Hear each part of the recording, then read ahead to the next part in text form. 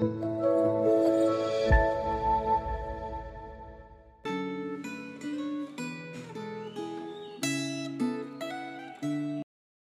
jemaat yang dikasih Tuhan, apa kabar setiap kita hari ini?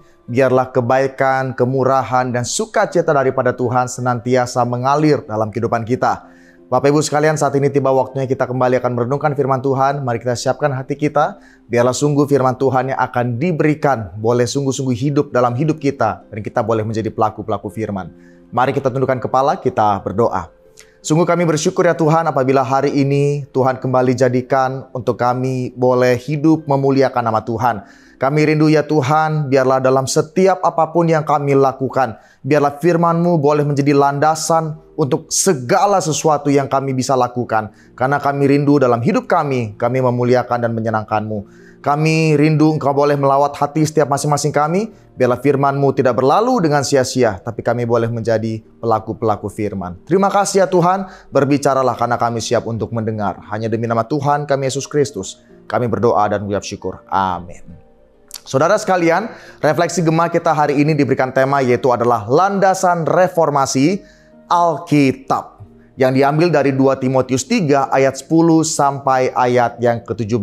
Namun saya akan membacakannya hanya di ayat 16 sampai ayat yang ke-17 saja. Demikian firman Tuhan.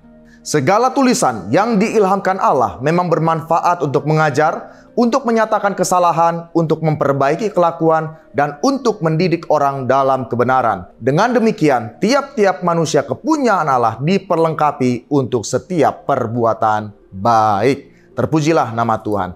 Saudara sekalian, saya percaya setiap kita di tempat ini pasti pernah membeli barang elektronik. Saudara, ketika kita membeli barang elektronik tersebut, baik itu setrika, handphone, atau apapun itu, saya percaya setiap isinya pasti disertai dengan manual book.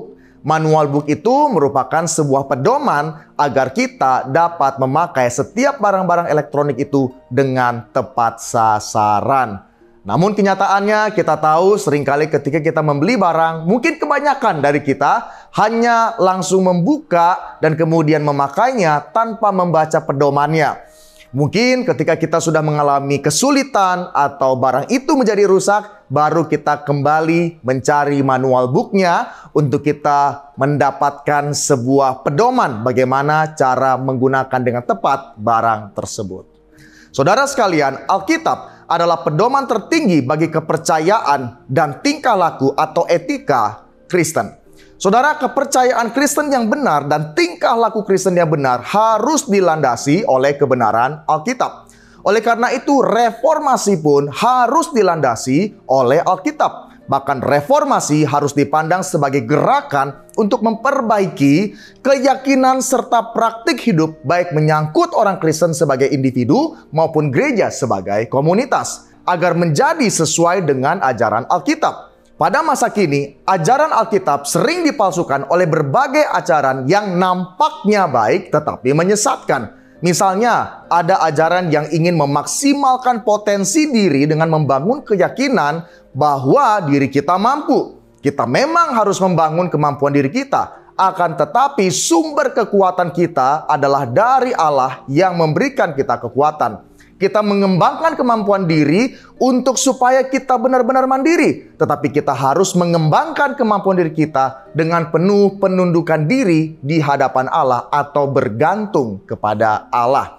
Saudara, kita harus meyakini bahwa Alkitab itu diilhamkan Allah. Sehingga kita harus memandang apa yang diajarkan Alkitab sebagai kehendak Allah bagi diri kita.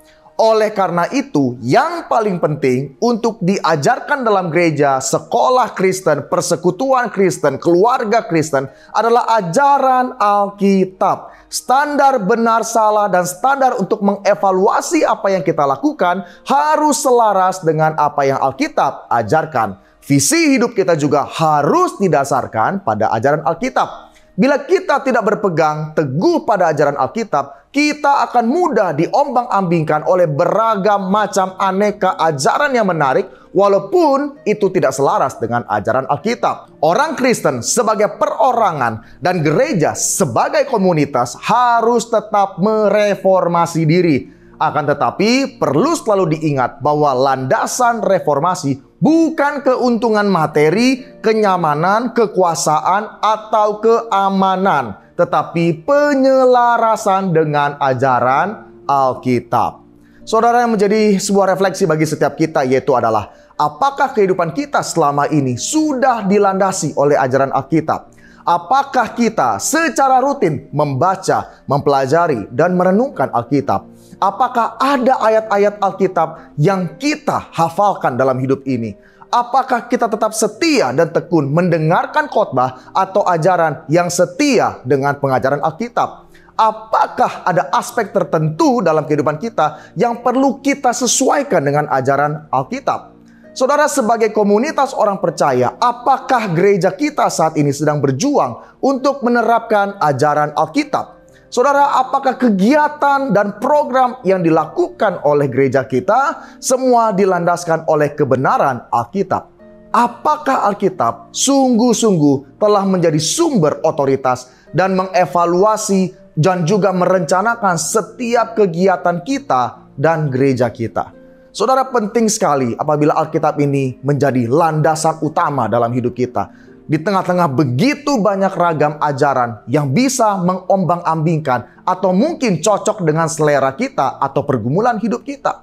Banyak orang-orang yang lebih berusaha untuk mencocokkan Alkitab sesuai dengan apa yang menjadi pemahaman dia atau sesuai dengan apa yang menjadi pengalaman dia. Saudara, jikalau demikian kita harus bertobat. Kita harus sungguh-sungguh mengevaluasi pengalaman kita atau apapun yang kita pikirkan itu sesuai dengan Alkitab. Bukan sebaliknya, tetapi kita justru harus melihat Alkitab ini mempengaruhi, menggerakkan seluruh aspek kehidupan kita. Biarlah ketika kita kembali mengingat masa-masa reformasi, kita kembali melihat Alkitab ditegakkan di mana hidup kita boleh disandarkan, didasarkan oleh perkataan Tuhan di dalam Alkitab. Mari kita tundukkan kepala kita berdoa. Bapa di sorga, kami bersyukur untuk firman-Mu yang sungguh memberkati setiap kami. Ampuni kami ya Tuhan apabila dalam kehidupan kami seringkali kami tidak melihat Alkitab itu menjadi faktor utama yang harus menggerakkan kehidupan kami. Ada kalanya kami lebih melandaskan hidup kami dengan ajaran-ajaran ataupun informasi-informasi yang cocok untuk kami. Kami tahu ya Tuhan, ada kalanya firman Tuhan ketika berbicara bagi setiap kami tidaklah enak untuk didengar. Tapi kami percaya semuanya itu baik untuk pertumbuhan kerohanian kami dan juga baik untuk kemuliaan bagi nama Tuhan. Kami rindu hidup kami sungguh-sungguh dedikasikan untuk kemuliaan-Mu. Terima kasih untuk firman Tuhan yang kami terima saat ini. Biarlah kami sungguh-sungguh boleh menikmati setiap perkataan firman itu di dalam hidup kami. Terima kasih. Demi nama Tuhan kami Yesus Kristus, kami berdoa dan mengucap syukur. Amin. Biarlah firman Tuhan ini boleh memberkati setiap kita and have a nice day.